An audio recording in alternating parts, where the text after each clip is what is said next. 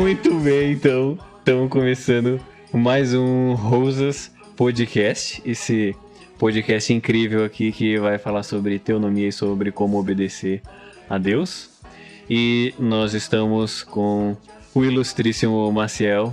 Olá, galera. Mais uma vez estamos aí juntos e é sempre prazer estar aí como um Álvaro para meditar na lei do Senhor, né? Tem coisa melhor do que crescer no conhecimento das suas santas escrituras. Só novamente avisando, estamos em todas as plataformas aí, possíveis e imagináveis. Estamos no YouTube. E você quiser falar, fazer algum comentário, qualquer coisa, coloca um comentário no YouTube, manda uma mensagem no Instagram ou faz um comentário direto lá que a gente vai ficar feliz em responder. Sem mais delongas, hoje nós vamos abordar um assunto de extremíssima importância, que é o segundo mandamento. E aí, meu irmão falou que seria uma coisa interessante, acho que vai ser legal a gente já começar a adotar. Nós vamos aqui, nesse episódio, abordar apenas quatro tópicos. Serão eles a forma correta de se aproximar de Deus, o trono da lei, ou a importância da lei na sociedade, a importância da punição de morte e da sua correlação com o altar do Antigo Testamento, e responsabilidade e sacrifício. Basicamente serão esses pontos aí. E tu quer ler o texto base pro estudo aí, ô Marcel? Lê sim, Álvaro. Vou ler aqui agora. Não farás para ti imagem de escultura, nem semelhança alguma de que há em cima do céu, nem debaixo da terra, nem nas águas de debaixo da terra.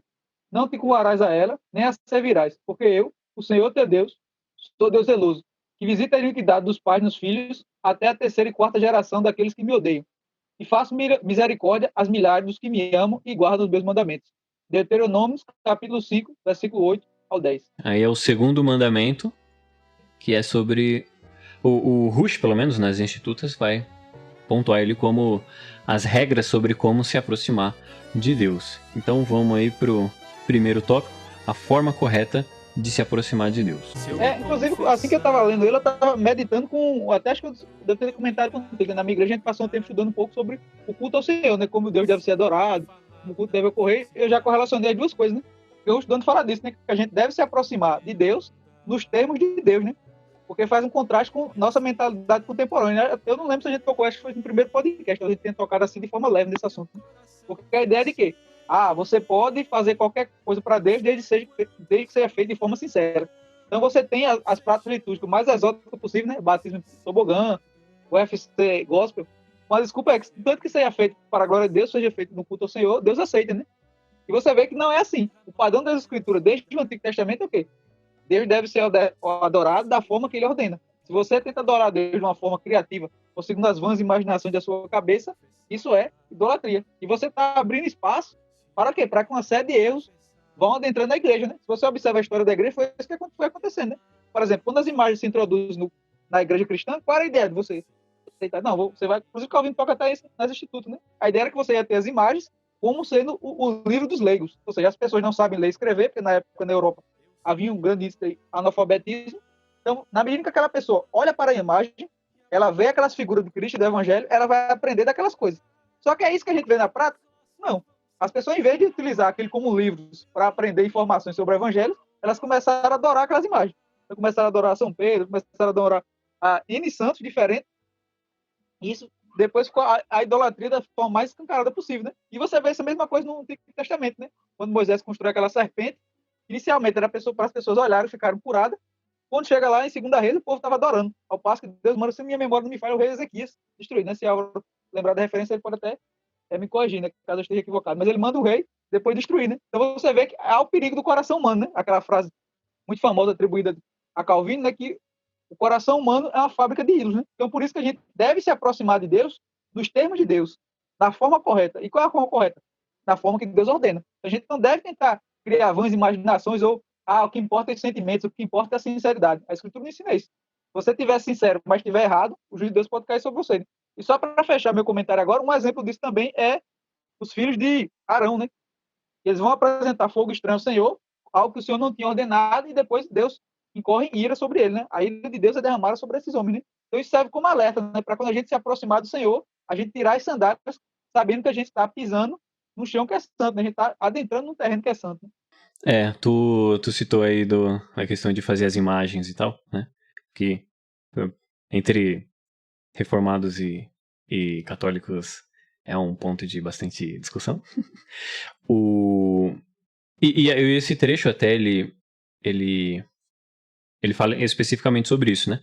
Inclusive na nossa confissão de fé de Westminster, ela é bem estrita, né?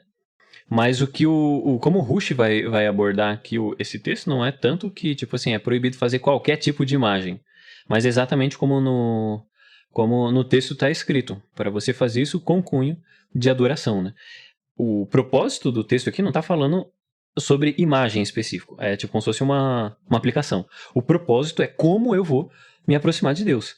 O Rush é engraçado a forma precisa que ele aborda isso, né? Porque se eu determino a forma com que eu vou me aproximar de Deus, eu sou o definidor, né? Eu que estipulo as regras.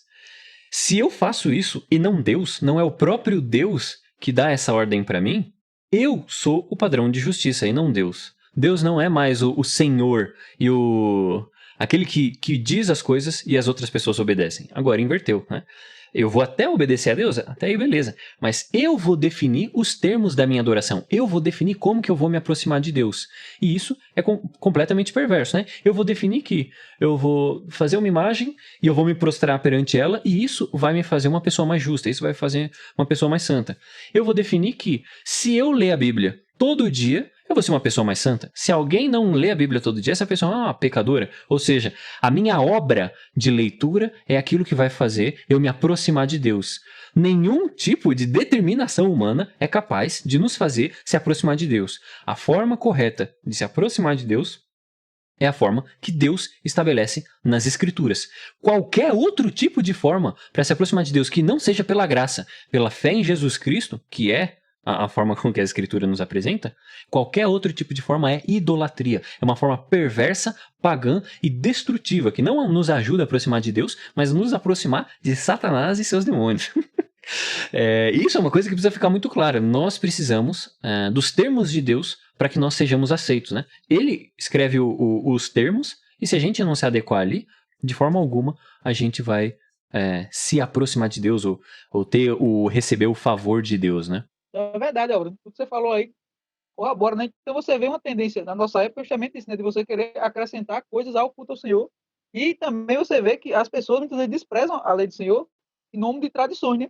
Porque justamente um dos principais veículos de você ter essa vãs imaginações humanas sendo passada para uma igreja, né? Sendo passada de geração em geração, ou seja, esses erros incorrendo em várias gerações, se dá através da tradição, né? Você vê isso na própria Escritura, né? Você pega Mateus capítulo 15, os fariseus começaram a criar tantas regras, que aquilo começou, muitas vezes eles se preocupavam mais em seguir sua tradição do que as escrituras.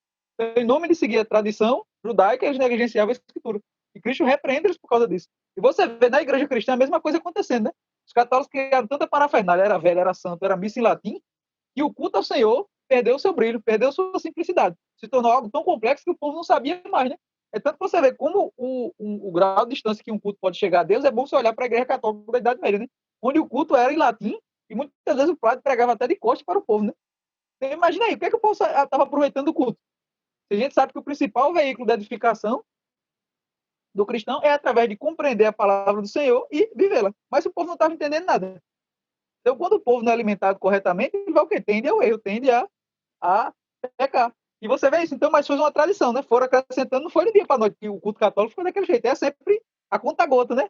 É aquela analogia do sapo, né? E se você colocar um sapo numa água quente, ele pula e sai fora. Agora, se você botar numa água fria e for esquentando, ele vai ficar lá até morrer. É a mesma coisa. A gente tem que ficar atento que as mudanças que vão acontecendo litúrgicas vão sendo aos pouquinhos, pouquinhos. Quando a gente vê a centralidade da palavra de Deus já se perdeu, quando a gente vê a edificação dos irmãos deixou de ser o foco, passa a ser o foco transformar a igreja no caça-níquel, passa a ser o foco agradar os sentimentos das pessoas. Então, Deus deixa de ser o centro do culto e você vai introduzindo uma forma cada vez mais antropocêntrica, né? O culto passa a ser o ser humano. Então, a reunião da igreja passa a ser só uma desculpa, né? Então, por isso que é muito importante reafirmar que o estudante coloca aí, né? A forma correta de se aproximar a Deus é a forma que ele estabelece. Toda vez que você empreende as vãs imaginação do ser humano, você está propício a cair numa série de erros, né? Desde idolatria, como foi no caso das imagens, desde perverter a edificação, como foi no caso do uso de idiomas que o povo comum não entendia. Então você tem uma série de coisas sendo atravancadas na igreja. E hoje a gente tem a mesma coisa, né? Você vê até coisas como, por exemplo, dança litúrgica, né? Que você vê que é um fenômeno que tem em todas as igrejas. Qual é a edificação que vai trazer para os irmãos você ter dança litúrgica, né? Eu lembro até de um caso engraçado, né? Eu lembro, foi assim que eu me converti. Acho que eu estava com 3 ou 4 meses de convertido. Aí na igreja que eu era, na igreja batista, tinha um ministério de dança litúrgica. E nessa época estava um congresso de dança profética. Não basta ser litúrgica, né? Já tem um grau superior. Dança profética. E o engraçado foi que eles tentavam dar sentido às cores. Não, porque a cor azul representa esperança, a cor amarela o amor.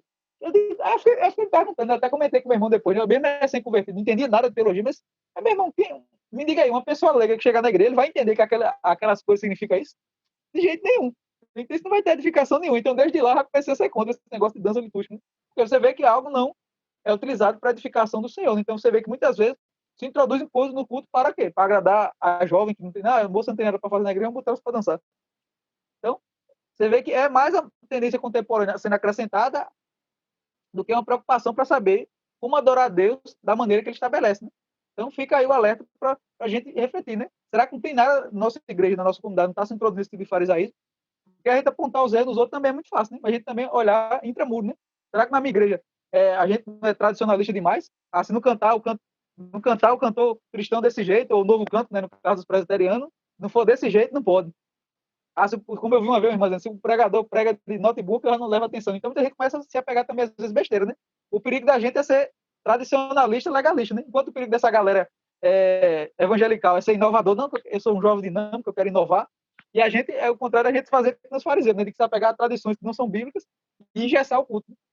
E não ter coragem de reformar a luz da escritura, né? Não, isso que você falou é interessante também. O Rush, inclusive, pontua demais isso. Quando a gente passa a nós determinarmos a nossa forma de se aproximar de Deus, isso é farisaísmo. Nós procurando um meio que não é bíblico para eu me santificar, né? Eu ficar perto de Cristo.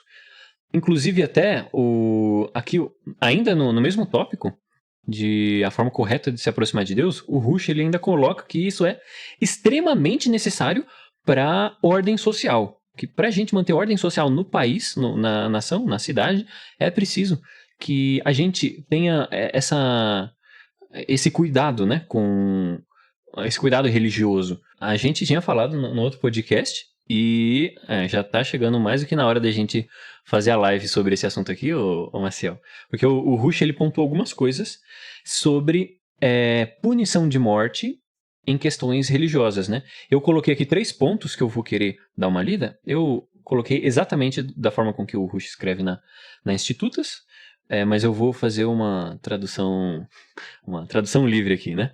E a mente moderna, hoje em dia, elas aceitam sem problema, uma coisa lógica, você punir com morte uma pessoa que tenta atacar e oferece ataque ao Estado. Mas não pode existir de maneira alguma algum tipo de punição de morte para uma pessoa que faça um ataque a Deus, né? E o Rush ele vai pontuar então que se deixa eu fazer a tradução aqui. Nenhum tipo de ordem legal consegue sobreviver se as suas bases religiosas não forem defendidas com algum tipo de sanção. Se a base religiosa não for defendida com muito rigor, essa ordem legal, ela vai cair em desuso, né? Por isso é tão importante para a nossa sociedade. Agora já sou eu fazendo comentário, né? Por isso que isso é tão importante que a religiosidade seja defendida, porque se como ela é o ponto fundamental, ela é o ponto dogmático, todas as outras questões na sociedade vão ficar orientadas a esse ponto inicial. Nesse caso, na religião cristã, é Deus, né? Deus é o ponto central e ele precisa ser defendido. Aí eu vou fazer a segunda citação aqui que eu peguei do Rush. Novamente, é uma tradução livre do texto aqui que eu tô pegando ele. Na civilização ocidental, a gente tem o fato de que estamos passando em uma crise legal. Existe uma crise porque a sociedade Western Civilization, falei traduzido em engraçado. O Ocidente, ele tem as leis cristãs, mas a fé não permanece cristã. A fé, cada vez mais, ela tem se tornado humanista. Isso faz com que essa lei se torne antiga e ela não se torne obedecida, ela não é nem obedecida e nem enforçada. As pessoas não querem enforçar essa lei. Porque a nova ordem, a nova lei, ela que está sendo implantada, que é a humanista, ela prega com que cada pessoa se torne o seu próprio Deus, a sua própria lei. A pessoa passa a seguir a sua própria lei. E isso, quando você olha para a sociedade por completo, se torna um caminho perfeito para a anarquia. Cada um se torna a sua própria lei. E isso também se torna um caminho para o totalitarismo, né? E aí, voltando aqui para os meus comentários dessa frase do Rush, né? Isso daqui é super importante, porque como você não defende a religião cristã, outros tipos de dogmas e conceitos, eles vão continuar crescendo. E o conceito estatista, ou seja, o legalismo estatista, ele é defendido com punição de morte. E existem várias sanções para defender ele. Isso faz com que o cristianismo seja sempre atacado sem nenhum tipo de defesa. E o estatismo e o totalitarismo, que é, ou seja, né, as leis do Estado, elas sim podem matar, destruir, fazer o que elas quiserem com seus oponentes, né? Dessa forma, ela cada vez ganha mais poder, porque ela tem poder prático, e o cristianismo, ele é completamente inibido de qualquer tipo de poder prático, né? O Deus, ele é inibido disso. Não que Deus esteja com o braço encurtado, né? Mas ele determina que existam essas leis para proteção da sua imagem, dos seus dogmas e tal, né? E quando a gente não defende isso, esses dogmas e a religião cristã começa a entrar em decadência, e o humanismo e estatismo, né, ele começa a crescer exatamente por causa da sua praticidade, né, das questões práticas que são aplicadas. Nesse trecho ainda, ele mostra que as leis do Ocidente, elas são cristãs. De fato, até que no Brasil a gente tem muitas leis que são baseadas em conceitos cristãos, nos Estados Unidos principalmente, né?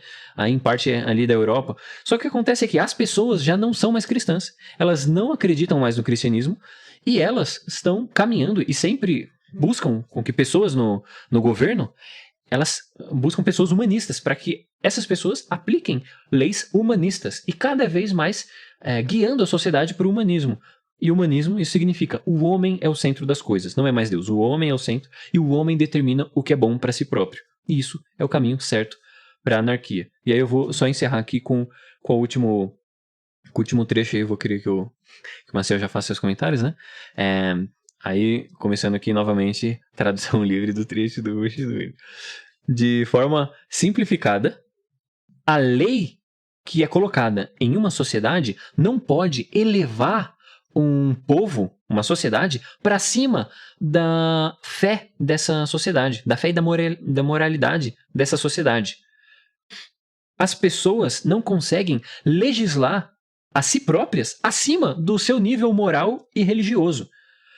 Se essas pessoas elas se atêm ao cristianismo de verdade, elas conseguem estabelecer uma ordem legal cristã e boa. E elas conseguem manter essa ordem legal quando você tem uma sociedade realmente cristã.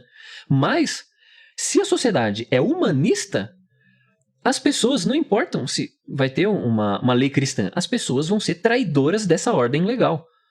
E elas não vão coadunar com essa ordem, né? Eles vão sempre buscar a sua autoafirmação, vão buscar as suas próprias convicções, que elas sejam aplicadas, e elas serão pessoas irresponsáveis, porque nunca vai existir alguma responsabilidade acima dela, né? Agora, começando meus comentários, né? Esse tipo de... O texto aqui do Rush é interessante, né? Uma sociedade não consegue se legislar acima do seu nível. Se as pessoas são todas humanistas, é impossível que uma lei cristã fique sobre elas, porque todos os cidadãos vão ser traidores dessa ordem legal.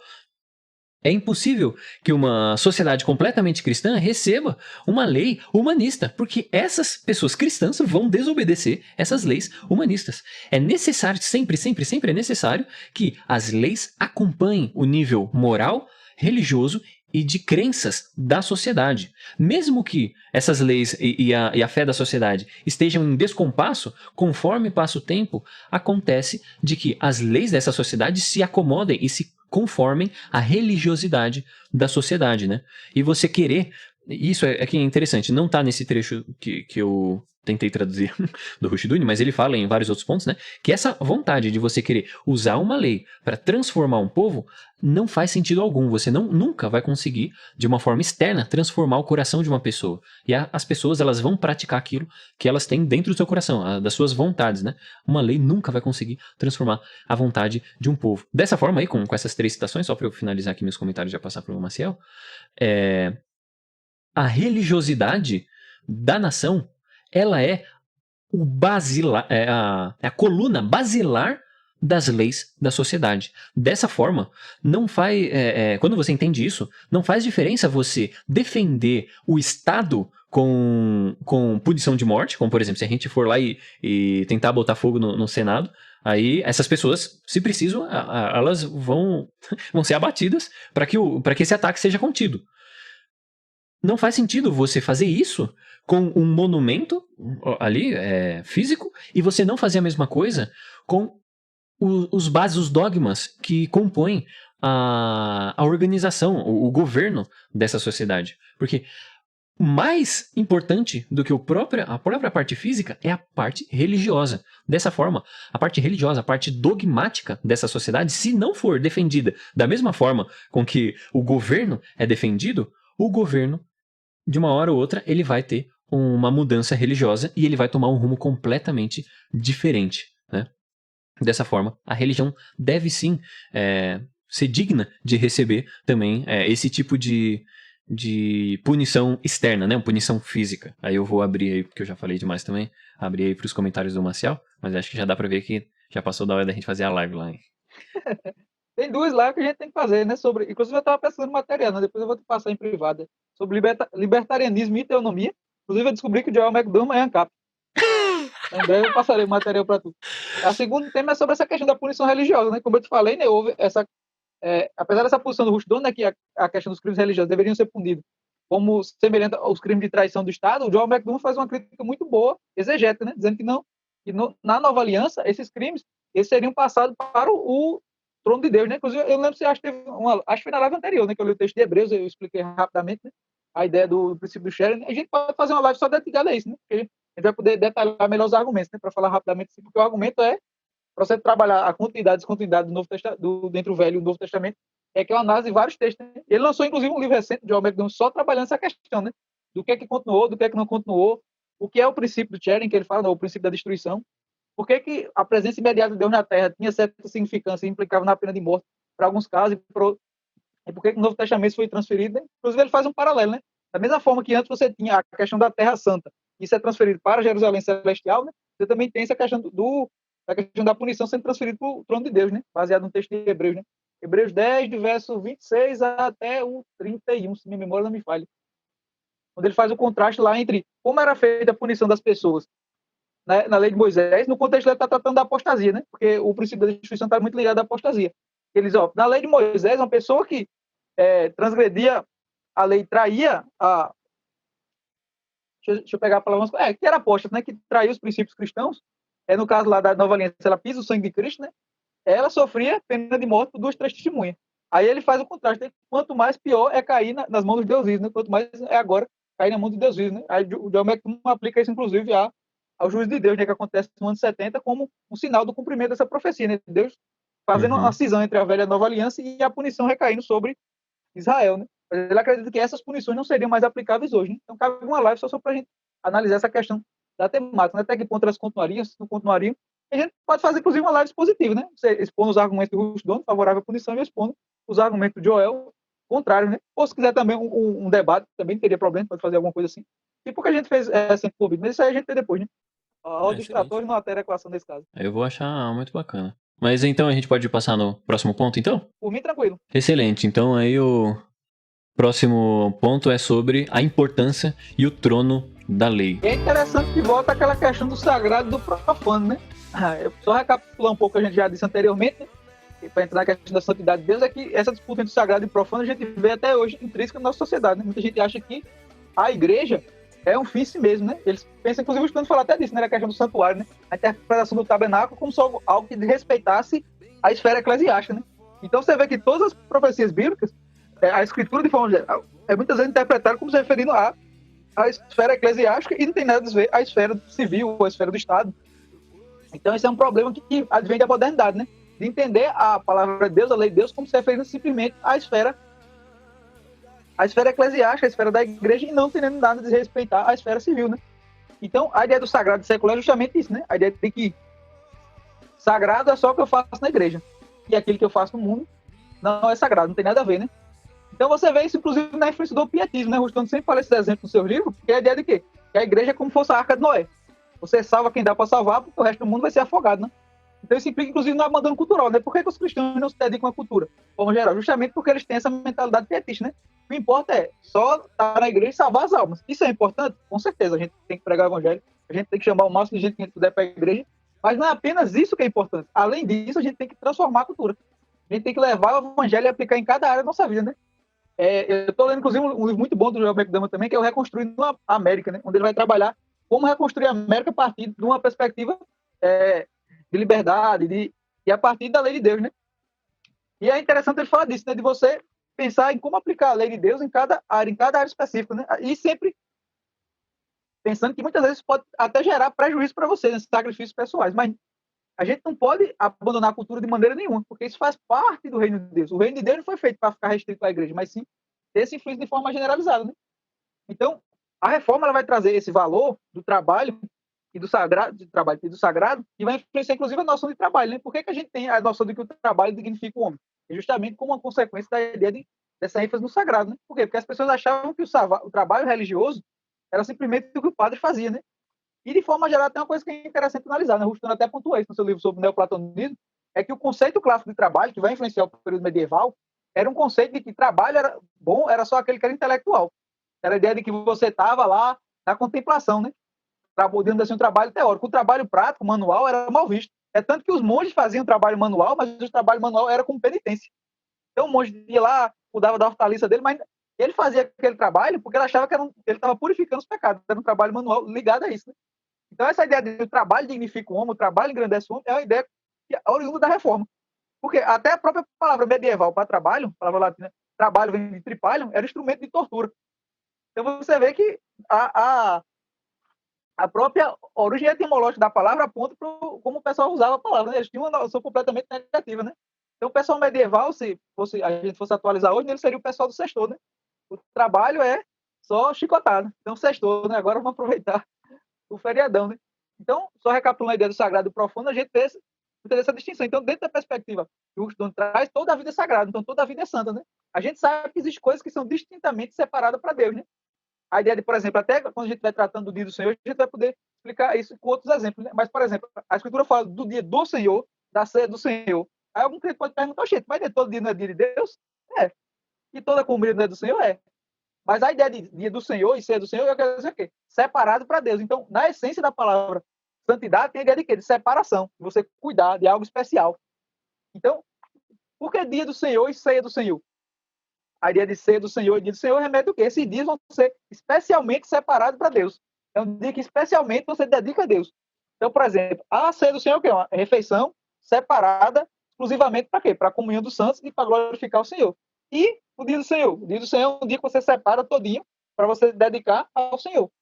Então você vê que a Escritura trabalha com essa questão da santidade. Né? A santidade, então, a ideia é que você separa certas coisas para o Senhor. E é até interessante uma coisa também sobre o dia do Senhor, né? Para explicar esse conceito de santidade. É que mesmo aquelas atividades que não são pecado em outros dias, a Constituição Federal Extremista coloca que são no dia do Senhor, né? Por exemplo, você jogar bola de 6 horas da tarde é pecado? Não. Mas se você falta o culto para jogar bola, você vai estar pecando, né? Porque o dia do Senhor não é o dia de você cultuar a Deus, entendeu? O dia de você reunir com os irmãos e adorar o Senhor. Então, mesmo aquelas coisas que não são pecado nos outros dias, podem ser no dia do Senhor. Por quê? Porque se você faz essas coisas em detrimento da adoração ao Senhor, em detrimento da adoração a Deus, você vai estar pecando, né? Então, você vê sobre essa questão da santidade, né? Então, colocando em linha geral, a ideia da santidade está ligada justamente a você separar certas coisas para o Senhor, né? Separar certas coisas para Deus. A gente sabe que a lei de Deus define a santidade, né? Mas ela também se configura na prática justamente que certas coisas você separa para o Senhor, né? Então, como o exemplo que eu dei, né? Tanto o dia do Senhor como a ceia do Senhor, né? Que são separados especificamente para Deus. É interessante também, porque o Roche ele fala, né, que não necessariamente quando você diz que está fazendo uma oração, ou que você está fazendo um louvor, ou alguma dessas coisas assim que parecem ser inerentemente santas, elas são inerentemente santas. Porque você pode estar fazendo completamente errado, de uma forma com que Deus ordena que a gente não faça, e isso seria uma atividade completamente blasfema, né? Dessa forma, esse sagrado e profano, essa definição de certo e errado, sagrado e profano, precisa vir da palavra de Deus. É ela que vai definir como que o culto e como que a nossa vida é sagrada, né? E como o Marcel falou, né? Toda a nossa vida, ela tem uma forma de se viver sagrada, que é a forma com que Deus nos dá, né? Qualquer momento que a gente passar a desobedecer a Deus em qualquer área da nossa vida, a gente vai estar praticando uma vida profana. Mas aí, um outro ponto que o Rush coloca aqui, além do sagrado e profano, é sobre a importância de quando o véu se rasga e as pedras se fendem no templo, né? Jesus, ele morre e ressuscita, e aí acontece isso no templo, mas aí é interessante que quando isso acontece no templo, significa um encerramento do serviço no tabernáculo. Porque agora Cristo é o próprio tabernáculo. E ele oferece aquilo que era oferecido no tabernáculo, né, um sacrifício, para que houvesse a expiação dos pecados. Agora Cristo é que faz esse sacrifício. Então o tabernáculo não se torna mais importante. Porque agora, na verdade, aquele tabernáculo antigo, físico, né? Agora nós temos um novo tabernáculo, que é o próprio Cristo. E olha a importância de quando Jesus tem a sua assunção, né? Ele está para ser levado aos céus. Ele fala o seguinte: todo o poder, ou seja, autoridade e domínio, me é dado nos céus e na terra. E depois ensinai a todas as nações. Isso lá em Mateus 28, do verso 18 a 19. Olha que importante. Está falando aqui. Todo o poder é dado para Cristo, nos céus e na terra. Todo poder inclui autoridade, domínio, soberania. Qualquer tipo de autoridade, qualquer tipo de poder pertence a Cristo. E aí, o que ele fala logo depois? Ide, portanto, ensinai todas as minhas palavras, né? Ensinem os mandamentos que eu vos tenho ordenado em todo o mundo, aqui na Judéia, Samaria, até os confins da terra. Quando a gente entende dessa forma e entende o real sentido da palavra poder que Cristo está falando ali, a gente entende que isso é realmente todo poder, inclusive poder de governo.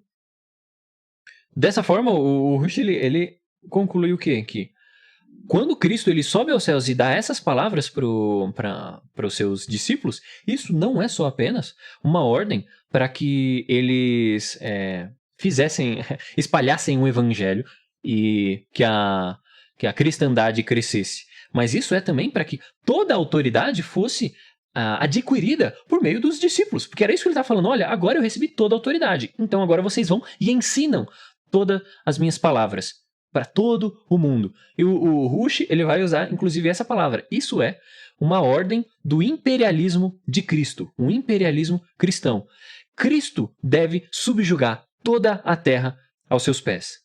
Todas as pessoas, toda a terra, tudo o que existe no mundo deve estar abaixo do reinado, ou sob o reinado de Cristo. Cristo é rei sobre todas as coisas e sobre todas as pessoas. E esse reino deve se espalhar. Essa é a mensagem do evangelho, né? Quando a gente prega o evangelho para uma pessoa, a gente está mostrando que Cristo é alto e ele ofereceu um sacrifício para que ele recebesse autoridade, inclusive, sobre essa pessoa. E quando essa pessoa recebe um coração novo e o Espírito Santo, ela passa a se submeter ao reinado de Cristo, né? Isso é um imperialismo na alma dessa pessoa. Mas a abrangência dessa comissão não é só na alma dos seres humanos. Mas se Cristo fala que todo o poder, domínio e autoridade, qualquer tipo de potestade, foi dada a Cristo, a grande comissão é tão grande que se inclui todas as áreas da vida, né? Aí, fazer um comentário aí sobre isso daí, ô Marcel? Eu só ia complementar o que falou com um exemplo que o pastor Rodrigo Broto deu numa live que a gente teve sobre educação. Ele muitas vezes falou sobre essa questão, né, que tu deste ênfase nessa questão, né, do poder de Cristo, de subjugar todo o império cristão, né? Ele deu ênfase no aspecto educacional, né? Você ensinando a guardar todos os mandamentos, né? Porque, no geral, o pessoal interpreta essa passagem muitas vezes num aspecto evangelístico, mas estritamente limitado, no sentido de que preguei para Álvaro, Álvaro se converteu, pronto, já é o suficiente, não preciso mais ensinar nada a ele. Só que o texto não ensina isso, o texto ensina o que é Deus e Cristo ali por meio daquele texto está proclamando que você guardar todos os mandamentos de Deus, você vai ensinar a pessoa a totalidade do evangelho. Então, evangelizar a pessoa é só o primeiro passo. Ali não acaba tudo. O evangelho não acabou ali. Você tem que ensinar a totalidade da lei de Deus, a totalidade usando a terminologia paulina do conselho do Senhor, né? Então você vê um chamado que nós cristãos temos para a educação, né? E na live a gente comentava sobre isso, né? Como a educação é uma coisa negligenciada pelos cristãos brasileiros, né? Quantas grandes escolas cristãs evangélicas a gente tem? A gente tem a incumbência de educar nossos filhos na lei do Senhor e a gente tem delegados ao Estado. Delegado isso à religião estatal, né? E até o McDermott falando sobre a questão da educação estatal, ele fala disso, né? Que para os estatistas, a ideia da educação estatal é transformar a educação num culto pagão, num culto ao Estado. Então você vai preparar a criança ali de forma secularizada. Aí eles não é à toa que, na medida que a escola estatal ela avança lá nos Estados Unidos, você vê um avanço do secularismo na sociedade. Né? E aqui no Brasil também não é diferente. Né?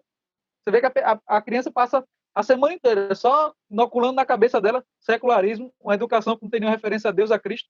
Então vai na escola bíblica, ela vai lá escutar, meia hora, uma hora. Mas toda semana dela inoculando coisas que não tem nada a ver com a escritura. Então a criança ela é ensinada e o conhecimento é completamente desligado de Deus, desligado de Cristo, né? No máximo Deus é um apêndice, né? Então o Clark tem uma fala sobre essa questão da educação que eu acho fenomenal, que ele diz o seguinte, que a educação sem mencionar Deus não precisa nem ser uma educação que claramente seja contrária a Cristo, né? Vamos entrar aqui nessa discussão de método de Paulo Freire, essas coisas. Algo que seja claramente contra a Cristo. Mas simplesmente uma educação que não mencione a Cristo, que não fala da importância de Cristo para o conhecimento, da sabedoria de Cristo, e que constantemente não faz referência a Deus, ela em si mesma é a educação problemática. Ela em si mesma é a educação que ignora Deus, que vai contra Deus. Então não precisa ter um cara lá ensinando ateísmo para as crianças. Ou o pessoal tem tanto medo da doutrinação marxista. Não precisa ter uma doutrinação velada. Mas simplesmente você ensina todo o conteúdo das crianças e ignora Deus, ignora Cristo, que é a fonte de todo conhecimento, que é o Logos divino, que é a base de toda a sabedoria. Ou como Paulo diz lá em Colossenses, capítulo 1, do verso 2, do verso 2 e do verso 3. Para que em Cristo, nele está contido todos os tesouros de sabedoria e conhecimento. Então você já está desencaminhando, né? Então, um dos aspectos que esse texto trabalha, que a gente tem que recapitular, é o aspecto da educação cristã, né? Então, graças a Deus, a gente está aqui, não sei como é que está aí, Álvaro pode falar aí da terra dele, mas aqui na palavra, graças a Deus, as pessoas estão começando a despertar para isso, né? Inclusive, ontem teve uma audiência aqui com o pessoal do homeschooling, né, da educação domiciliar. Eles estão tentando aqui conseguir uma lei municipal para ter a oportunidade de educar seus filhos em casa, né? Então, para você ver, né? Graças a Deus que agora as pessoas estão despertando, né? Por quê? Porque a gente tem a educação completamente dominada do Estado, né? Então, uma das alternativas que todos os cristãos devem abraçar essa causa é a educação domiciliar, né? Por quê? Para que pais e cristãos possam educar seus filhos à parte do Estado. Até porque escolas genuinamente evangélicas são coisas muito raras, né? A gente tem muita escola que diz que é evangélica. Mas se você for olhar os livros, o conteúdo e o que os professores ensinam, é a mesma coisa que a escola, uma escola privada completamente secularizada faz. Então a gente tem que trabalhar em duas vias, né? Primeiro, trabalhar para que a educação domiciliar possa ser algo legal. Quem quiser fazer, obviamente, isso não é algo para todo mundo, que nem todo mundo tem condições de fazer isso, né? Questão de tempo por outro, mas quem puder fazer, faça. E trabalhar também para que surja escola cristã, né? A gente financiar através de caridade, doação, e também as igrejas tomam essa incumbência de criarem escolas. Né? Você vê lá em Genebra. Genebra, Calvino, assim que ele toma posse da igreja, ele já cuidou em criar escolas. Lutero, a mesma coisa. Uma das marcas da reforma foi a criação de escolas, universidades. E a gente tem perdido esse legado cultural, né? Muito raro você ver hoje uma igreja que tenha escolas, né? Então a gente tem que resgatar esse legado. Resgatar esse legado. E não só apenas ter escola, né? Ter uma estrutura, mas sim uma pedagogia baseada na escritura, né? Tem uma pedagogia que jorra a escritura, que jorra a palavra de Deus. Então, essa tem que ser a nossa incumbência. Então, cada um tem que pensar na sua localidade, né? Não adianta você querer salvar a educação do Brasil se você não faz nada para sua educação local, né? Eu gosto muito de uma frase que é atribuída ao presidente americano John Kennedy, que diz assim, né? Que não é o que os Estados Unidos pode fazer sobre você, não é o que os Estados Unidos pode fazer por você, mas é o que você pode fazer pelo seu país, o que você pode fazer pela sua nação. Então, eu parafraseio a frase dele dizendo o seguinte, não é apenas o que a igreja pode fazer por você, não é o que o Brasil pode fazer por você, porque no geral a gente quer ser servido. Mas em Cristo diz o quê? A gente deve ser servido. Aquele que quer ser líder tem que servir os outros. Então, o que é que você pode fazer pela sua igreja? Como é que você, na sua comunidade local, pode viabilizar uma escola? Como é que você, na sua comunidade local, pode viabilizar grupos de homeschooling para ensinar os irmãos ali como educar seus filhos em casa? Para quem puder executar isso. Então, a gente tem que incutir essa mentalidade nós mesmos. Né? Tem que incutir essa mentalidade. E que vai ser necessário sacrifício. Né? Uma das coisas que o McDermott também trabalha, que eu achei sensacional, é pontuando isso, né? A gente não vai ter uma nova sociedade, uma sociedade pautada nas leis bíblicas, a gente não sacrificar. Então, por exemplo, se for educação domiciliar, os pais vão ter que ficar em casa para cuidar da criança. Se for para botar o filho na escola cristã, você vai ter que tirar dinheiro do seu bolso para pagar escola privada cristã. Então, você vê. Ou, às vezes, até você vai ter que se deslocar para um lugar mais longe para o seu filho estudar, para estudar na escola cristã. Então isso vai ser necessário sacrifício, né? Então, a gente vive numa sociedade do comodismo, né? Mas é necessário que a gente tire a bunda da cadeira e se esforce para que o reino de Deus cresça. Se esforce que a palavra de Deus possa ser aplicada, né? Então eu acho que é fundamental nessa questão da escola cristã. Tem que, não é nem para amanhã, né? Tem que ser para ontem isso aí. Para ontem a gente tem que trabalhar para criar instituições cristãs. Né? Próximo ponto é sobre o altar do Antigo Testamento e punição de morte. Esse assunto aqui, eu acredito até que os cristãos reformados normais, eles já estão um pouco mais habituados e eles já têm um pouco desse conteúdo aqui. O que acontece? O altar onde acontecem os sacrifícios lá no Antigo Testamento, onde era matado um cordeiro pela lei de Deus, é uma questão fundamental para a religião e para a sociedade como um todo.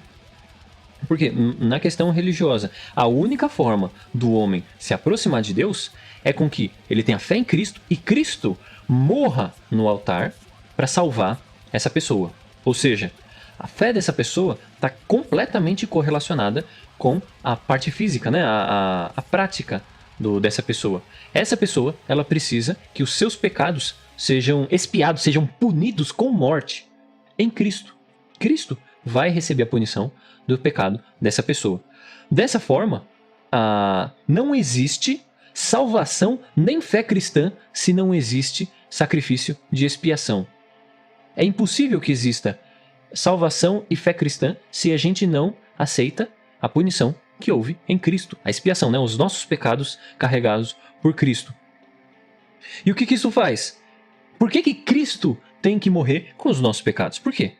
Porque Deus determinou que fosse dessa forma. Deus determinou que quem pecar deve morrer. A alma que pecar, essa morrerá. Todo o pecador ele tem que receber uma punição que é morte. A única forma de você se livrar disso é que uma outra pessoa, que é completamente santa, receba essa punição. Isso é uma lei. Dessa forma, no Novo Testamento, nós hoje aqui, esquece o que passou lá no Antigo Testamento. Nós hoje aqui, se nós abolirmos a lei de Deus, nós abolimos também o sacrifício de Cristo. Porque o sacrifício de Cristo é a obediência da lei do sacrifício. A obediência de Cristo morrendo em nosso lugar é a obediência da lei de Deus. Dessa forma, se nós quebramos a lei de Deus ou nós abolimos a lei de Deus, automaticamente o sacrifício de Cristo também é abolido. E aí o Rush ele vai deixar bem claro. É impossível que o cristão coloque a lei de Deus de lado. Por quê? Cristo veio exatamente para completar a lei de Deus, para cumprir, né, na prática a lei de Deus. Dessa forma, se nós negarmos a punição de morte, que é uma punição capital do Antigo Testamento que Deus estabelece, nós também estamos tirando a punição de Cristo, porque Deus puniu Cristo como uma pena capital na cruz. Se a pena capital não é mais uma coisa que deve ser aplicada na nossa sociedade, então a gente está quebrando, a gente está tirando para o escanteio, a gente está jogando fora uma lei divina, que é a punição capital. Se a gente está jogando agora, por que Cristo deveria de obedecer essa lei, né? Dessa forma aí, olha que interessante, né, isso. O Rush ele vai colocar a punição de morte não só atrelada ao sexto mandamento, não matarás, mas também como atrelado, a punição de morte como atrelada aqui no segundo mandamento, de como nós vamos nos aproximar de Deus. Porque se não está atrelado a esse segundo mandamento, Cristo morreu em vão. E como é que a gente vai se aproximar de Deus se não for pelo sacrifício de Cristo, né? E aí, nossa, tem vários trechos aqui sobre punição de morte, mas eu vou primeiro deixar o Maciel aí fazer seus comentários. Pode ir, Maciel. Eu até comentar, mas depois tu lê essa lista aí, né, comentando aí sobre a morte, e pode aproveitar e comentar a questão da atualização da Bíblia, né? Acho que essa eu vou comentar primeiro, né? Mas antes eu queria só fazer um preâmbulo sobre essa questão do sacrifício, né? E é interessante que você vê, não somente a religião judaica tem o sacrifício, né?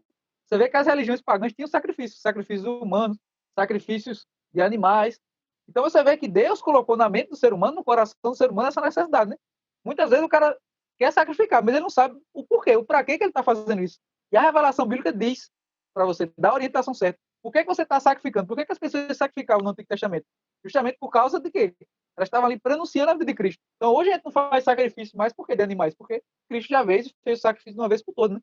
Mas você percebe no coração do não cristão esse desejo. Ele não sabe a razão, ele não sabe o motivo. Isso se manifesta nas religiões pagãs das mais variadas maneiras, né? Mas você vê que há essa necessidade do ser humano sacrificar. De alguma forma, ele sabe que ele está com alguma culpa em relação a Deus. Ele tem alguma dívida em relação a Deus. Você vê isso até os gregos antigos, né? Também isso. Você percebe que o ser humano tem essa noção. Eu estou em alguma dívida com o Criador. Eu tenho que pagar essa dívida de alguma forma. Então, justamente por falta da lei de Deus, eles fazem sacrifício de tolo, né? Fazem sacrifícios errados. Mas você vê que há essa necessidade no coração humano. Então, isso com certeza faz parte da lei do Senhor implantada no nosso coração, né? Demandando que a gente supra as nossas faltas, né? Que a gente pague a nossa dívida. Né?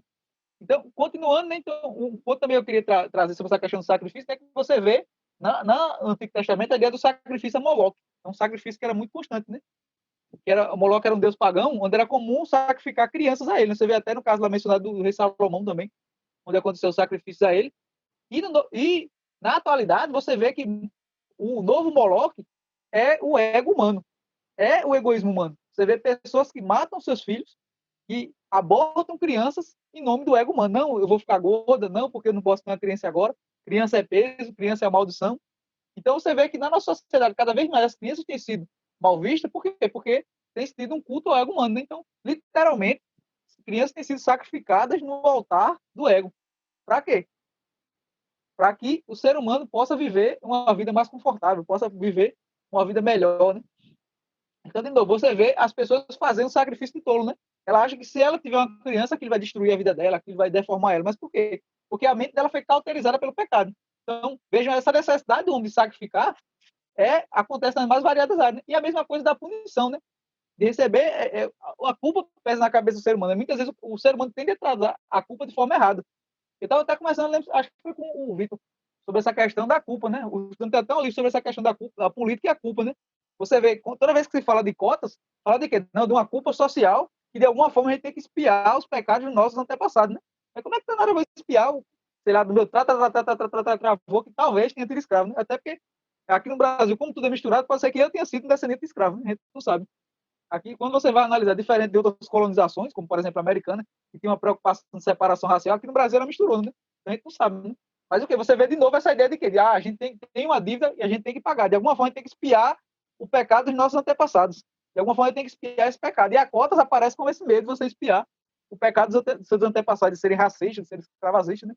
Então você percebe que na própria política você vai ver essa terminologia religiosa sendo passada, né? Então, é até uma coisa que o Cristiano trabalha também no cristianismo Estado, né? Boa parte da linguagem política é uma linguagem religiosa. Ela tem conotações religiosas. Então, muitas vezes as pessoas pensam na expiação de Cristo, no sacrifício, e só pensam de novo na esfera eclesiástica. Mas não é só isso. A questão da culpa do pecado, ela afeta também a esfera social. Então, a mesma coisa você pensar no feminismo, né? Muitos homens pedem desculpa por ser homem, desculpa por ser homem, né? Mas por quê? Porque eles acham que estão espiando o pecado dos seus antepassados machistas ou da sociedade machista. Então eles começam a entregar valores, começam a ser escravos das mulheres, capazes das mulheres, muitas vezes aceitando leis esdrúxulas, feministas. Para quê? Para purgar o pecado dos seus antepassados, para espiar o pecado dos seus antepassados. Então você vê como os deuses pagãos eles tiranizam o ser humano. Eles querem sacrifícios humanos, como no caso dos bebês, no altar do ego, ou no caso dos bebês, lá no caso de Moloch, ou até mesmo nesse caso ainda do feminismo, dos movimentos sociais, né? Onde ele quer que você entregue os seus direitos em nome de espiar pecados dos seus antepassados. Né? E para fechar meu comentário, eu só ia comentar do caso da atualização da Bíblia. Né? E um dos tópicos lá da pena de morte que o Ruston vai falar é a questão da pena de morte por estupro. Né? Recentemente, aí, o Ed Rendekiewicz, ele teve usando esse texto como exemplo de, olha, tá vendo como a Bíblia é machista? Se você estuprar uma garota, tá lá em Deuteronômio, se você pagar uma quantia, o pai dela já resolveu o problema. Só que não é isso que o texto está tratando. O texto nem disso está tratando. Ele está tratando mais especificamente uma relação sexual consensual. Se você ler o verso Deuteronômio 22, verso 25 e 26, ele está tratando da questão do estupro, que era a pena de morte. Só que no verso 27 e 28, ele está tratando uma relação sexual consensual. Inclusive, você pode fazer até paralelos com outro texto equivalente de Êxodo, também, que trata dessa mesma temática. Que se os dois tivessem relações sexuais, o cara teria que pagar uma quantia pela honra da moça, né, o pai dela, ter desonrado a moça. Inclusive, o John Knox vai, inclusive, querer aplicar esse mesmo princípio lá na Escócia, né? Se um jovem ele desonrasse a moça, ele teria que pagar o pai como uma forma de ressarcir, né, pelo o transtorno que ele causou. Então o contexto é completamente diferente. Mas, de novo, né, percebam, qual foi a desculpa de Eder Nekiewicz? Em nome de espiar o pecado do machismo que as igrejas evangélicas supostamente cometem, ele nega as escrituras, ele sacrifica as escrituras, ele sacrifica a verdade no altar do secularismo, para um Deus pagão. Então, ele sacrifica a palavra de Deus em nome de agradar o Deus do humanismo, sacrifica a palavra de Deus em nome de agradar o Deus do ego, para agradar os movimentos sociais. Então, isso é extremamente perigoso, né? Então, a gente sofre essa tentação a todo momento, de estar sacrificando parte da nossa vida cristã, parte da nossa conduta para agradar nossos amigos, para agradar a sociedade, para agradar nossos parentes. A gente tem que constantemente estar atento a isso, né? Isso não só acontece com pessoas que estão com tendências heréticas, como o Eder Nekiewicz, mas esse tipo de coisa, todos nós estamos sujeitos, né? O nosso coração muitas vezes nos engana, né? Muitas vezes nos passa a perna. Então a gente tem que estar atento a isso, né? De não negociar nossos valores cristãos para serem mal vistos socialmente, né? Mesmo que você vai ser mal visto socialmente, você deve levar os valores de Cristo, você deve continuar defendendo aquilo que a Escritura defende. Não, excelente. Inclusive, eu até vou voltar, porque tu falou um esquema, que é que sacrifício é um conceito que a gente não consegue escapar, né? Aí vai ter a Beautiful People, vai falar, não, mas eu acho que isso tá errado, a gente não pode ficar sacrificando assim. Se você não faz esse sacrifício direto, como a gente apontou aqui, de punindo o infrator, você automaticamente vai estar punindo a sua vítima. Se você é Beautiful People e vai amar todas as pessoas independentemente do que ela fizer, você vai estar automaticamente odiando, ou na prática odiando, as pessoas que são vítimas dessa pessoa que comete esses crimes, né? Não tem como escapar. O sacrifício é um conceito inescapável, a gente não consegue fugir, né? E muito bem, aí eu não vou nem adicionar mais nada, né? Como o Maciel falou, né? Que isso vai se aplicar em várias formas, como movimentos sociais, sobre cotas, né? A gente precisa ter cotas e tal. Isso daí vai se espalhar na cidade, na sociedade como um todo. Continuando aqui, eu vou fazer a leitura de todos os pontos, é uma lista grande, eu vou tentar ser bem rápido, de todos os pontos aonde o Rush aponta ali, que no Antigo Testamento é determinado punição de morte, né? As leis que vão guiar a punição de morte. Então, se você está querendo aí fazer um estudo sobre punição de morte, já vai anotando todos os pontos aí. Punição de morte é uma sentença inafiançável. Se uma pessoa deve ser sentenciada à punição de morte, não existe fiança. Morte deve acontecer. Em Números 35, no verso 31. Aí outro ponto. A punição de morte deve ser aplicada para assassinato, para assassinos. Assassinos devem morrer. Isso daí está em Gênesis 9, do verso 5 a 6, Números 35, do verso 16 até o 21, e do verso 30 até o 33, Deuteronômios 17, no verso 6, Levíticos 24, no verso 17. Aí, ainda... Adultério. O adultério, eu vou aqui falar rapidamente, né? Mas ele é a quebra do laço do matrimônio. E o laço do matrimônio é uma coisa que deveria ser indissolúvel. E quando existe essa quebra, deve ser aplicado punição de morte. Inafiançável. Levíticos 20, no verso 10. Deuteronômios 22, do verso 21 até o 24. Em casos de incesto, também punição de morte. Em Levíticos 20, do verso 11 até o 12. E também no verso 14. Bestialidade. Para quem não sabe o que é bestialidade, é você judiar de animais de forma sexual, né? Mesmo que o animalzinho ali pareça, sei lá. Eu não vou fazer comentário. Bestialidade, sexo com animais, é punido com punição de morte. É uma coisa horrível. Isso está lá em Êxodo 22, no verso 19. Levíticos 20, no verso 15 até o verso 16. Sodomia, que é a prática de sexo com o mesmo sexo, né? Sexo com pessoas do mesmo sexo. Levíticos 18, no verso 22, e no Levíticos 20, verso 13.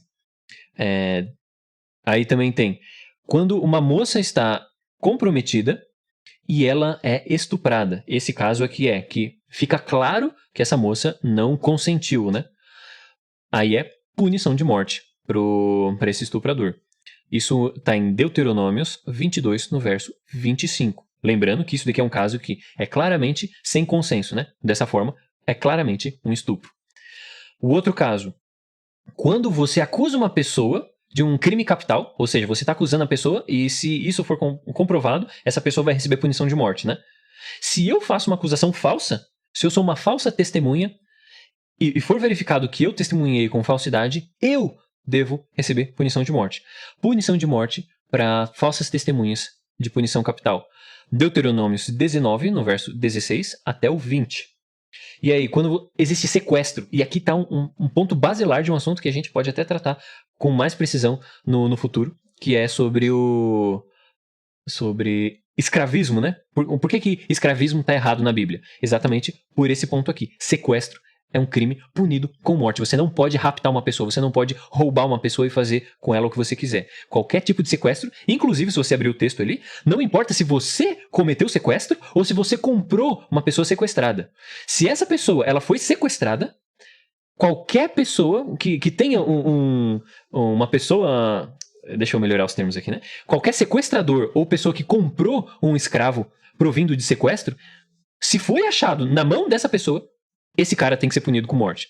O escravista, o cara que raptou a pessoa, ou mesmo a pessoa que comprou uma pessoa que foi sequestrada. Está lá em Êxodo 21, no verso 16, e Deuteronômios 24, no verso 7. Olha, isso aqui é interessante, mas a gente vai abordar no próximo ponto. A filha do sacerdote que comete fornicação. Aqui, nesse ponto, não é uma questão de estupro, é uma questão de consenso. Quando a filha do sacerdote consente em se deitar com outra pessoa. Só a filha do sacerdote, nesse caso, ela recebe punição. Por quê? Porque ela... A gente vai abordar isso mais pra frente, né? Mas porque exatamente por ela ser filha do sacerdote. Isso lá em Levíticos 21, no verso 9. Se você achou que isso aqui não ficou muito bem explicado, na frente a gente vai explicar. Bruxaria punida com morte. Bruxaria é uma coisa horrível. Isso está lá em Êxodo 22, no verso 18. Sacrifícios humanos. Se você comete um sacrifício humano, você deve ser punido com morte, né? Isso daí inclui também o aborto, né? Porque aí você sacrificar uma vida em favor do seu bem-estar futuro. É a mesma coisa que o sacrifício de Moloque, né? A gente vai sacrificar as crianças para que Moloque melhore o nosso futuro e tal. É a mesma coisa. Sacrifícios humanos está lá em Levíticos 20, do verso 2 até o verso 5. Quando você bate ou amaldiçoa o seu pai ou a sua mãe, você deve receber punição de morte. Punição de morte para desonrar o pai e a mãe. Isso está lá em Levíticos 21, no verso 15 e verso 17, e em Levíticos 20, no verso 9. Super importante isso daqui. Aí o outro ponto, delinquência juvenil incorrigível, tá? Isso aqui é super importante. Então, se existe uma delinquência juvenil que a pessoa não é corrigível e a pessoa não volta atrás, ela não se conserta, Deuteronômios 21, do verso 18 até o verso 21, mostra ali punição de morte nesses casos. Caso de blasfêmia, aí aqui é interessante os trechos que vão falar sobre isso, até para as pessoas que se interessaram nesse assunto aí, que eu e o Marcel a gente tem comentado, Levíticos 24, do verso 11 até o 14, do verso 16 e verso 23 vai falar sobre a punição de morte sendo aplicada em caso de blasfêmia. Profanação do sábado, no Êxodo 35, verso 2, Números 15, 32 até o 36. Falsa profecia ou espalhar falsas doutrinas, Deuteronômios 13, do verso 1 até o verso 10. Você fazer algum tipo de sacrifício para outros deuses, fica lá em Êxodo 22, no verso 20. Isso aqui é muito interessante, se recusar a aplicar a lei, ou você ter práticas que você tá anulando a lei vigente, punição de morte. Esse aqui é o mesmo fundamento que a gente tem para lesa pátria em vários países hoje em dia, né? Se usa isso, o cara, ele tá tramando contra o governo, ele é um espião aqui da nossa nação, e essas coisas. Essa lei aqui é o que normalmente os países se utilizam, né? Punição para você se recusar ou ser contra a ordem legal. Deuteronômios 17, verso 12. Aí, outras questões aqui muito interessantes. Existem casos onde as testemunhas devem participar da condenação de pena de morte. Isso aqui, eu acredito que é muito interessante, a gente não vai abordar especificamente esses assuntos aqui, mas as testemunhas devem participar da punição de morte em alguns casos. Quais são os casos? Está lá em Deuteronômios 13, do verso 9, e Deuteronômios 17, no verso 7. Aí, quando toda a população precisa participar da execução. Isso aqui, putz, é super importante, mas eu não vou comentar isso, você leia e ali no texto já está descrito por que isso é importante. Números 15, do verso 35 até o 36, e Deuteronômios, do capítulo 13, no verso 9. Por que é importante a participação popular na execução de pena de morte? E o último ponto, e eu acredito que é um dos de mais extremíssima importância aqui. Se não existem duas testemunhas, no mínimo duas testemunhas, provando, que provem ali que aquele crime que merece punição de morte foi cometido, não deve ser aplicado punição de morte. Se não existem, no mínimo, duas testemunhas, nenhuma punição de morte é aplicada. Isso está em Números 35, no verso 30, e Deuteronômios 17, no verso 6, e ainda em Deuteronômios, no capítulo 19, verso 15. Essas são aí uma lista bem grande de leis sobre punição de morte, mas que com certeza são muito interessantes, e para a gente abordar o assunto, é interessante a gente entender e compreender muito bem cada trecho desse que foi lido. Vai querer fazer algum comentário aí, ô Marcel? Vou fazer já transicionar para o próximo, né? Eu só ia comentar o que o estudante fala também, né? Sobre essa ideia de cumprir a lei, punir o criminoso como uma forma de amor, né? Porque muitas vezes o cara diz, mas se você é a favor da pena de morte, você não é a favor do amor. Você não é a favor... Como é que você é cristão e é a favor que um ser humano possa tirar a vida dos outros? Só quem pode tirar a vida de outro ser humano é Deus. Então, o estudante vai refutando esse tipo de bobagem, né? Por quê? Porque a gente não pode tirar a vida de outro ser humano sem a sanção divina. Eu não posso tirar a vida de alguém ao bel prazer ou segundo a minha vontade. E até alguns distorcem até o mandamento de não matarás, né? Eles tá vendo? A escritura diz não matarás, então você não pode tirar a vida de alguém, mesmo que ele seja um criminoso. Só que ali é não matar sem o quê? Sem a sanção divina. Ou seja, você não, ou até algumas traduções, né, como por exemplo a King James americana, traduzir por não assassinarás, né? A ideia de quê? A ideia de você tirar a vida de... Ali você está falando de você tirar a vida sem nenhum motivo justo, né? Mas a escritura, ela abre exceções. Até o nosso Código Penal brasileiro tem exceções onde a pena de morte é aplicada, né? Por exemplo, crime de lesa prata, de alta traição, você pode aplicar. Segundo as pessoas que não colevam, inclusive, de direito, né? Estava comentando comigo, né? Então, mesmo aqui, que em quase nenhum caso é possível pena de morte, você tem isso, né? Então, voltando à questão do amor, né? Como você tem que se manifestando no cumprimento da lei, é interessante também que há uma ênfase várias vezes na lei do Senhor, você vê isso em Deuteronômio, que você deveria punir o criminoso como forma de que o temor caísse sobre as pessoas. E também a ênfase é puna ele sem piedade. Puna ele sem piedade, para que as pessoas temam. Porque quando as pessoas viessem àquela execução pública, elas temeriam. Elas pensam, eita, tá vendo aí? A gente não pode cometer tal pecado, não, senão o que vai acontecer com a gente? Então é aquela questão, né? Se uma sociedade ela pune seus criminosos de forma dura e rígida, as pessoas não vão querer praticar aquele mesmo comportamento. Mas se uma sociedade é leniente com os pecados dos indivíduos, com os crimes que eles cometem, então o que, é que vai acontecer? As pessoas vão começar a fazer, todo mundo está fazendo mesmo, não dá em nada. Então, a verdadeira manifestação do amor se dá no cumprimento da lei de Deus. Seja no relacionamento com o nosso próximo, seja na esfera civil também, punindo os criminosos. Porque a única forma de eu amar meu próximo de fato e querer o bem-estar da comunidade é se eu puno as pessoas que causam desordem nessa comunidade. As pessoas que ferem a ordem da comunidade. Mas se eu deixo essas pessoas saírem impunes e continuarem tocando terror na comunidade, então eu não estou amando aquela comunidade. Pelo contrário, eu estou permitindo que essa comunidade seja destruída. Então, esse amor passivo, essa falsa tolerância que muitas vezes é apregoado na nossa cultura, é completamente contrário à escritura, né? Já passando para o próximo tópico, quando ele sacrifício e responsabilidade, é interessante você ver isso, né? Desde o Antigo Testamento você vê essa ênfase, né? As pessoas que estão à frente ao povo, elas serão julgadas com maior rigor. E isso não muda no Novo Testamento, né? Inclusive, eu não lembro agora, acho que é Tiago capítulo 3, verso 2, né? Que trata sobre a questão dos mestres. Ele fala que não é bom você querer ser mestre, porque o mestre vai ser julgado com maior rigor. Então, aquilo quem é mais dado, mais será cobrado. Então, todo mundo quer aparecer. Não, eu quero ensinar, eu quero ter um canal de teologia, eu quero fazer não sei o que, eu quero me expor publicamente. Só que, na medida que você é dado mais conhecimento, você se expõe mais publicamente, mais de você será cobrado. Tanto da esfera local, da igreja, como das pessoas, mas principalmente, prioritariamente, você deve se preocupar, você será cobrado por Deus, né? Então, a gente tem que pensar, cada ação dessa que a gente vai estar, de forma calculada, de forma pensada, né? Porque uma palavra maldita a gente pode estar destruir. Além de destruir nossa vida, a gente pode sofrer a ira do Senhor, né? Então a gente tem que tomar muito cuidado, né? E você vê também por que essa cobrança com os líderes, tanto no Antigo como no Novo Testamento? Porque os líderes são o modelo do povo. Se os líderes são desrelaxados, se ele não guarda a lei do Senhor, a tendência é que sua congregação, que seu povo, copie seus péssimos comportamentos. Você vê até em Osés, capítulo 4, verso 6, que diz que o povo é destruído por falta de conhecimento. Aí se você segue lendo os outros versículos, mas por que acontecia essa falta de conhecimento? Porque os sacerdotes e os levitas, que eram os responsáveis para ensinar a lei do Senhor, que eram responsáveis pela educação do povo, estavam sendo negligentes. Eles não estavam ensinando a lei do Senhor, não estavam trazendo o conhecimento de Deus àquelas pessoas.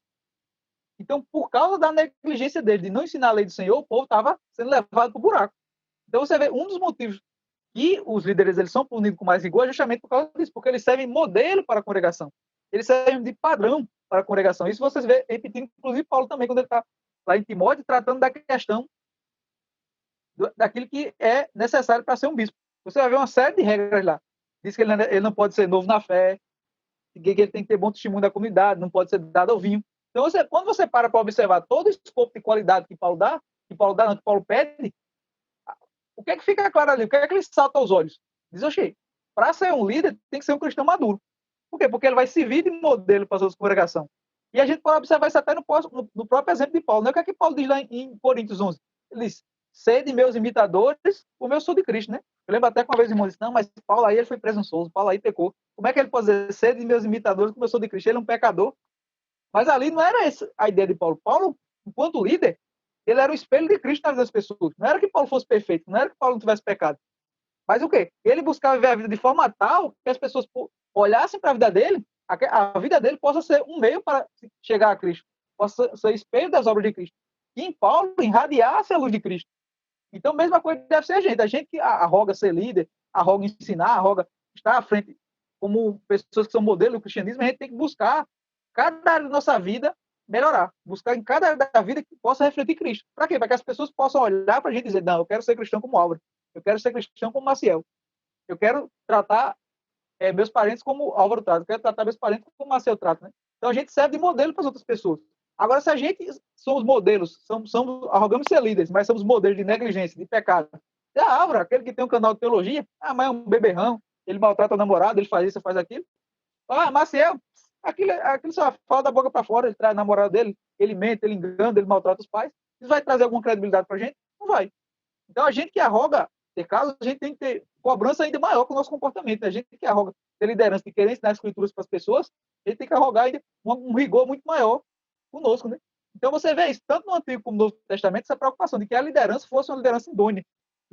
A igreja sendo liderada por pessoas que são tementes a Deus e que são modelos para a sua congregação. Modelo de santidade, piedade e temor ao Senhor. Excelente. Inclusive, quando eu bati o olho nessa parte sobre responsabilidade, eu fiquei, qual é a passagem do Antigo Testamento? Porque no Novo, beleza, no Novo a gente ainda tem passagem que fala explicitamente disso. Mas no Antigo Testamento que fale sobre nível de responsabilidade, quanto maior a responsabilidade, maior a culpabilidade, eu não lembro de ter visto isso no Antigo Testamento, né? Mas esse é um fundamento. Quanto mais responsabilidade a gente tem, mais punível nós somos, mais culpável nós somos. De onde a gente extrai essa doutrina? Todos os pecados que são cometidos, eles precisam ser pagos, né? E no Antigo Testamento, se eram feitos lá os sacrifícios, que eles prefiguravam a Cristo. Mas olha que interessante, mesmo que todas as pessoas que pecassem precisavam derramar sangue, né? Era um animal que deveria ser morto, ou seja, né? O pecado merece morte, existia uma diferença nos sacrifícios. Por quê? Olha que interessante. Quando uma congregação inteira ela comete um pecado, quando uma congregação inteira faz algo de errado, um boi deve ser utilizado para o sacrifício e não uma ovelha. Nos outros casos, você usa outros animais, né? O único caso onde você usa um boi, quanto que custa um boi, velho? Quantas pessoas você consegue alimentar com um boi? Quando toda a cidade, quando a nação, ela peca por completo, a expiação do pecado de toda a nação é feita por um boi. E quando são magistrados, oficiais, pessoas de autoridade, juízes e essas coisas, quando essas pessoas elas cometem um pecado, aí quando são essas pessoas deve ser sacrificado uma cabra que seja macho e sem defeito. Olha que interessante. Então, quando o país inteiro peca, existe uma punição que deve ser espiada com um boi. Quando são a liderança da sociedade, então uma cabra, já é um animal bem menor, que alimenta menos pessoas, né? Quando a gente vai se alimentar dele. E tem que ser macho e sem defeito. Então, aí já tem uma outra escala, né? Macho, principalmente porque tinha mais valor, porque você tem... nascem mais fêmeas, né? Do que machos. E os machos, eles têm aí, mesmo por nascer pouco, ele já aumenta o valor. E também porque ele que vai fecundar as fêmeas, né? E acaba tendo mais valor. E aí, quando são uma pessoa em específica, uma pessoa que não tem esses cargos altos e ela peca, como é que o pecado dela é expiado? Com uma ovelha, não é nem uma cabra. É um outro animal, menos robusto, que é uma ovelha fêmea sem defeito. E olha que interessante ainda. Se for um pobre, a pessoa pobre que ela não consegue pagar por isso, né? Para que ela ofereça uma ovelha para expiar os pecados ali, né? Figurando a Cristo, ela pode entregar uma pomba, né? Olha que interessante. A escala de responsabilidade e de culpabilidade, né? Quando a nação inteira comete alguma coisa, é um boi. Quando a liderança comete algo, é uma cabra macho, sem defeito. E quando é pessoas comuns, aí é uma ovelha fêmea, sem defeito, né? Então, aqui a gente consegue ver claramente a regra e a ordem de quanto mais responsabilidade, maior é a culpabilidade. E eu quero que todo mundo aqui grave esse conceito. Isso daqui é extremamente necessário para todo o resto do conceito cristão. Essa lei divina de responsabilidade, sacrifício e culpabilidade, responsabilidade, é um conceito basilar para todo o resto da estrutura do pensamento e da legislação cristã. Isso aqui é de extrema importância. E aí, tem também um outro ponto, que é você não conhecer, você ser uma pessoa inadvertida, né? Você não conhecer a lei, não te exclui a culpabilidade. Não importa o crime que essa pessoa cometeu, ela precisa pagar por esse crime. Isso é importante, o pagamento ele precisa acontecer tanto na parte religiosa como na parte social. Em qualquer lugar onde o delito foi cometido, precisa haver o pagamento, né, a correção desse delito. Na questão religiosa, é com os sacrifícios e principalmente com derramamento de sangue, que é super importante. E na parte civil, é por meio de punição ou de restituição, né? Você restitui aquilo que você cometeu. E isso é de extrema necessidade. Sem a reparação, é impossível justiça, é impossível algo correto. Para que exista a justiça e algo correto, a correção, é necessário a restituição e a reparação, né? No caso ainda dos sacrifícios, vamos falar que no Antigo Testamento se pagavam pecados sem derramamento de sangue, como cereais, né? Você fazia uma oferta de cereal. Muito pelo contrário, né? Todo tipo de pecado ele precisa ser com derramamento de sangue. Você pode até olhar nas partes que falam sobre ofertas de cereais, era um tipo de sacrifício, né? Você está entregando ali para Deus, mas aquilo lá não tem o fim de expiar nossos pecados, e sim como uma oferta voluntária, como se fosse um presente, né? Esse era o foco dessas ofertas de cereais, e não retirar o nosso pecado. Tanto que essas ofertas de cereais são voluntárias, né? Eu expiar meu pecado é uma coisa voluntária, é uma necessidade básica. Se eu não fizer isso, eu tô simplesmente morto. Dessa forma, quando você vê ali que está sendo entregue cereais e tal, é como hoje em dia, nós já somos... não cometemos nada demais, né? Não cometemos nenhum crime nem nada, e a gente faz uma oferta. Eu queria que a igreja, sei lá, melhorasse a porta das igrejas, está quebrada. Ou então até como a gente comentou no podcast passado, né? Que o nosso dízimo também é utilizado para a sociedade. Pô, eu quero contribuir aqui para uma escola no meu bairro. Você vai lá e oferta, faz uma oferta ali, né? Para sustentar uma escola que seja realmente cristã, que seja fiel à palavra de Deus e que ensine de verdade conhecimento para as crianças, né? Isso é visto aí realmente como uma oferta, né? Você está fazendo algo a mais. Isso não tem cunho nenhum para limpar ou não os seus pecados. Fazer mais comentários aí, Maciel? Só para finalizar, sobre a questão da inadvertência, né? Da inadvertência não excluir culpabilidade, né? Você vê que alegar ignorância no caso da lei do Senhor não vai tornar você impune do seu pecado, né? Inclusive que é uma noção muito forte, né? Até no direito moderno, né? Como uma pessoa querer alegar ignorância, né? Mas segundo um colega meu também, né, da área de direito, ele falou que mesmo você pega direito brasileiro, você tem uma infinidade de leis, mesmo assim você não pode alegar ignorância, né? Então, mesmo também seria aplicável a lei do senhor, né? Em alguns contextos modernos, o pessoal muito como pessoa que também não sabia, não tinha conhecimento, né? Mas no caso da lei do senhor, isso não seria. Inclusive, você tinha certas ofertas que eram dadas para quando você pecou de forma inadvertida, né? Forma que você não percebeu, né? Então, é possível você não estar consciente do seu pecado e ter pecado, né? Então, o critério último, o parâmetro tem que ser a lei do senhor, não só a sua consciência, né? Eu acho que também essa questão da inadvertência é importante para a gente ressaltar isso, né? Eu disse, não, mas eu não senti no meu coração, eu não senti nenhuma culpa no meu coração, não senti nenhum pesar, então não foi pecado. Então, ele usa a consciência dele como critério último para julgar se algo é certo ou errado. Mas o critério último para você julgar que determinada coisa é certo ou errado tem que ser a lei do Senhor.